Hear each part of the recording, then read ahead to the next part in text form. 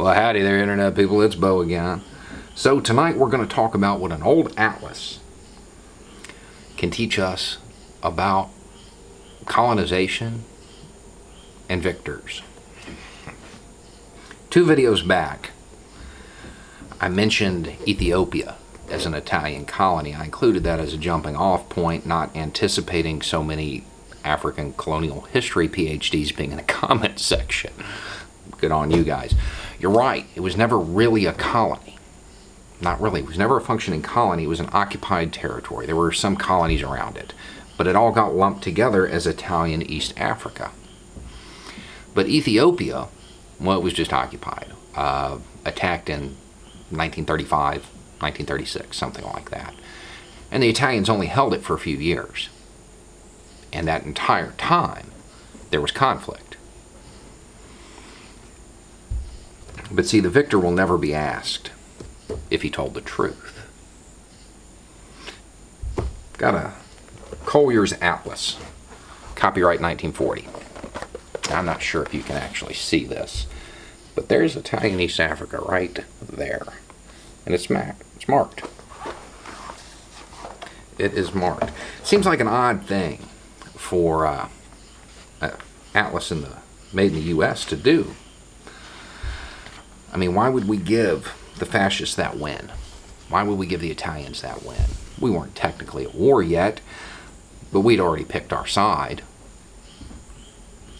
It's interesting. Now, I'm sure somebody out there is thinking, well, they're just marking who's ruling it, who's governing it at the time. No, that's not what they're doing. Because here's Europe. 1940, I mean, I see Poland on there. The borders never changed. Doesn't show any of the German advances. Why do you think that is? There's 2 sets of propaganda that run around us at all times. And we look at that quote, the victor will never be asked if he's told the truth. We look at that as a singular event.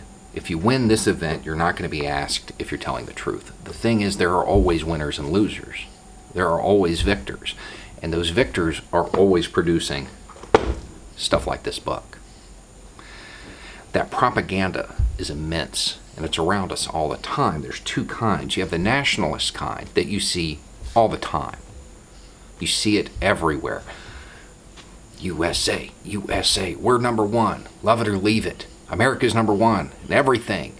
It's why you had comments about uneducated Africans talking about Tunisia, where the literacy rate, the functional literacy rate, is higher than the U.S. and the dropout rate is lower. The other kind is this overriding narrative of Western supremacy. This atlas shows it perfectly, because there it is. We'll recognize our opposition's claim to those others, but not in Europe. Not in Europe. We can fight amongst ourselves, and well, we'll figure it out later. But down there, in the global south, it's all up for grabs. That image of the uneducated African, mud huts and all of that, it's very important for the powers that be, the victors of today. It's very important for that image to remain. It's extremely important because it allows us to see our actions over there as saving them from themselves, civilizing them. Homework assignment. Hit Google Images and pull up the capital of an African nation. Look at those skyscrapers. Doesn't look a whole lot like mud huts, does it?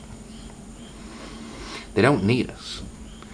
But this image, this idea of this uncivilized, barbaric land, it has to remain.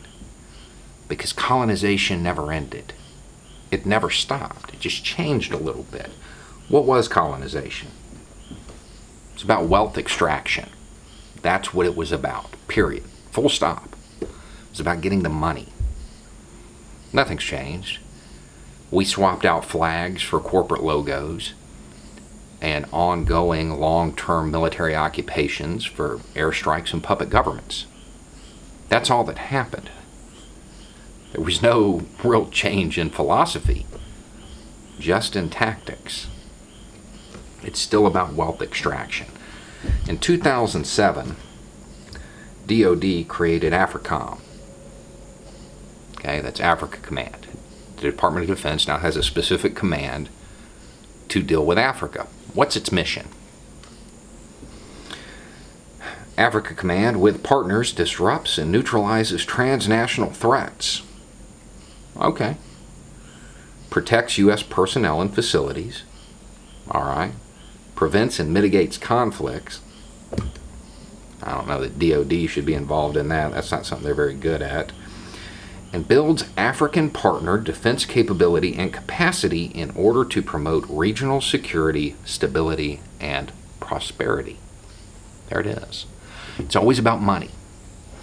It's always about money. And DoD, the U.S. in general, is clinging to this idea. They're holding to it is with a death grip that it has to be done militarily. We still want to be the world's policeman rather than the world's EMT. The thing is, the people of Africa, they don't want our troops. They don't. They want our business, and not of an exploitive nature. That's what they want. They want to be able to build their countries and not be under the thumb of a Western power. So much so that their colonization is recognized when it never really happened. It's important that we recognize this propaganda and that it's all around us all the time and that it influences the way we think. If we don't, here in the next 10 years in the US, the UK, we're going to start losing a lot of troops in Africa.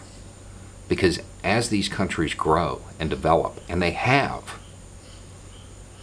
they're going to want their piece of their own pie, and they're going to fight for it. That's why Africa Command was created.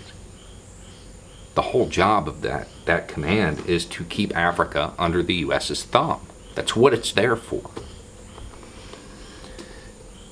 They're not going to stay there willingly. Not for long. It's why it's really important that we have to ask the victors for the truth. The victors of today, the powers that be today, we have to get the truth. We can't rely on them or their atlases or their textbooks to give us an objective picture of the world. My most prized possessions are old history books from different countries, because it shows you, yeah, the nationalist story is different in each one, but the one thing that remains is Western supremacy. It's in all of them. It is in all of them. And yeah, you could switch out that W word in Western supremacy for another W word. It's pretty much the same thing. Doesn't really change much. We've got to start seeing through it, or our reluctance to look at the facts and how things really played out is going to cost a lot of lives.